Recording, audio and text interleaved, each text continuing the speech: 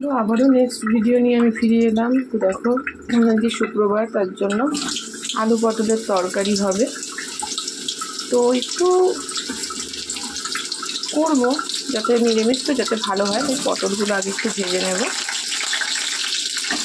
করবো বলে সমস্ত মশলার সরঞ্জাম নিয়ে নিয়েছি। একটুখানি লবণ দিয়ে দেবো।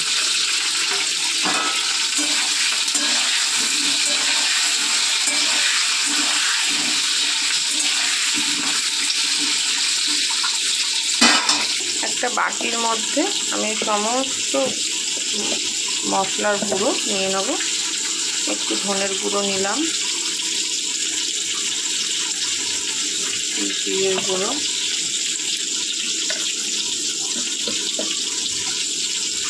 লঙ্কার গুঁড়ো,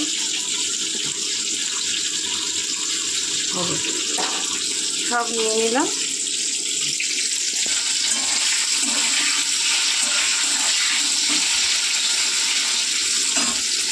তো এখন মাঝখানে গ্যাস শেষ হয়ে গেছিলো, গ্যাসটা লাগালাম।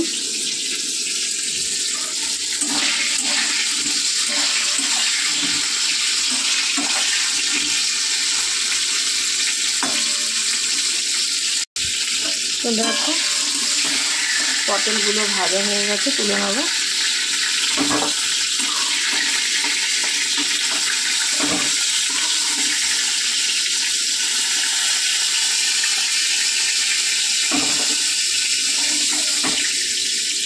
টমেটো কুচিটা দিয়ে দেবো।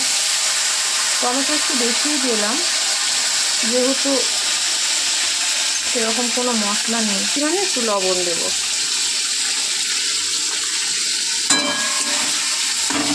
সত্যি ভালো লাগে না, ওটাই হচ্ছে নিজের সংসার, শ্বশুর বাড়ি, তাই না বলো? যেটুখানি করে দেয় ওটাই অনেক। এখন যদি এমনও পরিস্থিতি হয় যে 7 দিন রেস্ট নেওয়া দরকার, তাহলেও পারবো না।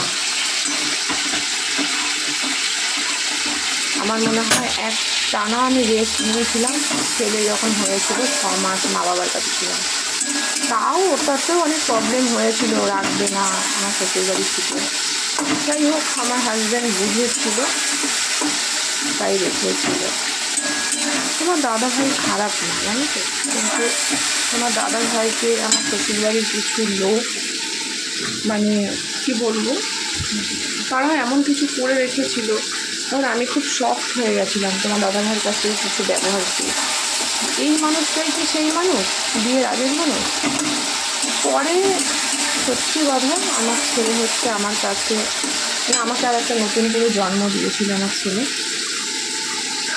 যে পরে আমার ছেলে হওয়ার পর আমার ছেলের সূত্রেই জানতে পারলাম যে তোমার দাদা ভাইকে ব্ল্যাক ম্যাজিক যেটাকে বলে সেটা করেছে। সেটা অনেকেই বুঝবে, তাও বলে দিই বাংলাতে। সেটা হচ্ছে টুকটাক।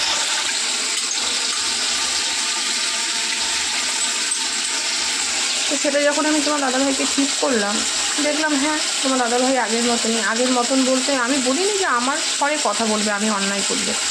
যার যখন অন্যায় তো সেটা তো বলবে, কিন্তু না, ও ব্ল্যাক ম্যাজিকের পরে ও সেটা বলতো না।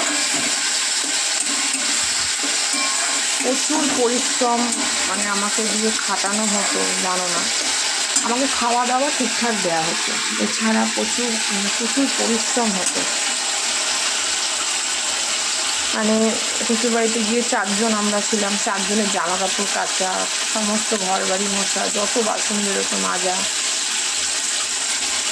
তো দেখো আদাটা দিয়ে দিলাম, সমস্ত রুটি, আটা মাখা, রুটি করা সব।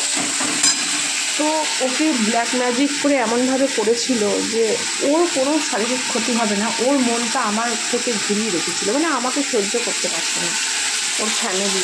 আমি নাম বলবো না, কিন্তু যারা করেছে তারা আমার ভিডিও দেখলে বুঝতে পারবে যে কাদের কথা বলছি, তাদেরই কথা বলছি। তার জন্য আমি নাম বলবো না, কারণ আমারও তো বাপের বাড়ির দিক থেকে অনেকে আমার ভিডিও দেখে। আমি চাই না তাদের কাছে তারা যে সম্মানটা পায় সেই সম্মানটা নষ্ট হোক। তোমাদের সাথে কথা বলতে বলতে কিন্তু দেখো টমেটো কি সুন্দর গ্রেভি হয়ে গেছে।